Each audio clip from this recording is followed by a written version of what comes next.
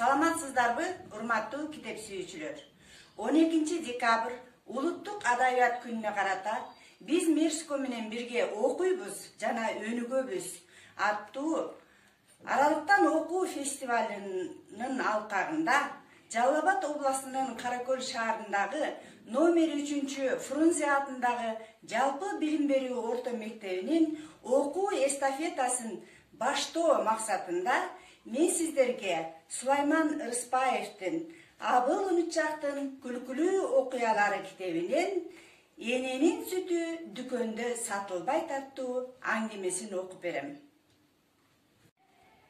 Эненин сүтү дүкөндө сатылбайт. Абыл кичинесинен тарта чыргоо чоңоюп, энесин көп кыйынчылыкка салган эле. Энеси да оорулуу экенине карабай, бир колу менен бала чакасын багып, бир колу менен ишинен калбай иштечү. Абыл мектепке барганда да кичинекейиндеги эркелигин койгон жок. Унутчагын айтпай эле кой.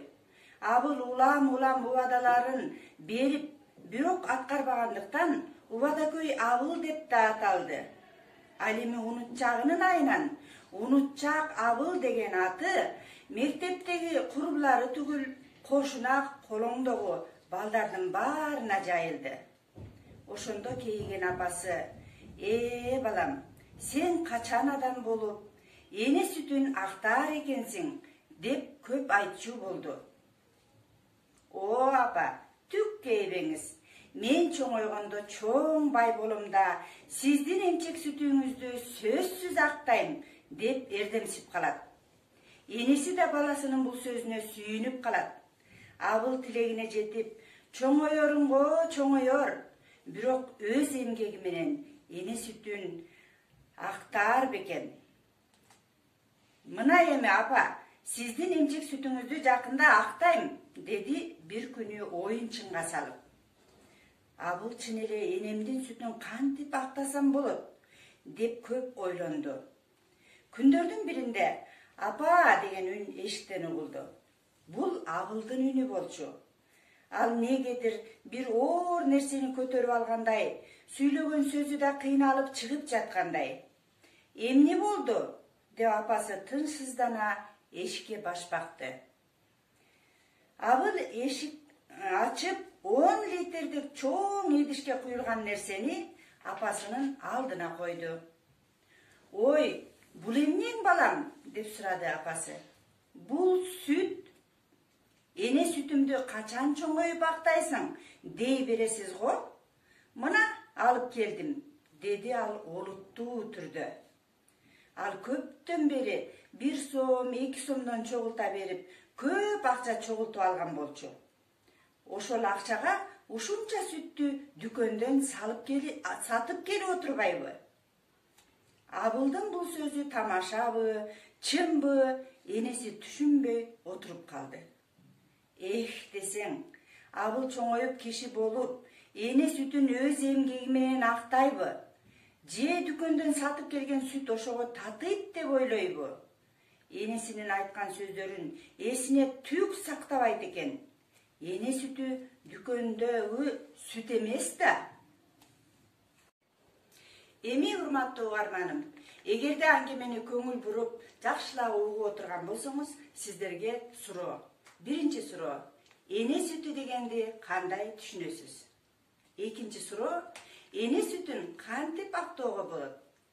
Үчүнчү суроо: эне жөнүндө макал лакаттардан айтып бериңиз. Ушул китеп менен бирге окуу эстафетасын кийинки окурманга узатам.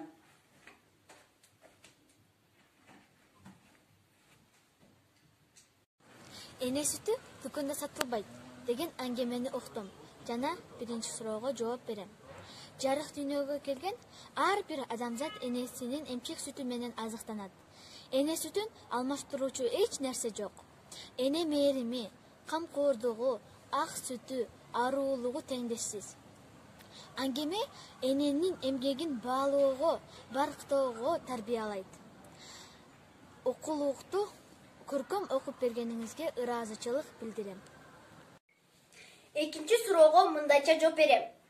Эненин ак сүтүн актоо бул эң чоң милдет.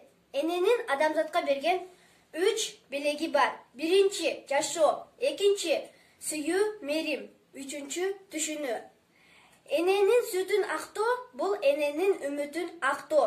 Эл керегине жараган акылдуу, ыймандуу адам болуу деп эсептейм. Эне сүтүн актоо өмүр бою кутулгус карыз. Сиз абдан сабак болуучу аңгемени тандаптырсыз. Сизге чоң рахмат. Сиздин окуган аңгемени көңүл коюп уктум. 3-чү суроого жооп берейин. Эне үйдүн куту, бейиш эненин таманын астында. Эне бул тынчтыктын жана мээримдин символу. Энени сыйлаган элге жагат. Эненин ою балада, баланын ою талада. Эне жөнүндө да көп макалдарды айтсаң болот. Мен эненин эмгегин актоого эч кандай сөз жетишсиз деп ойлойм.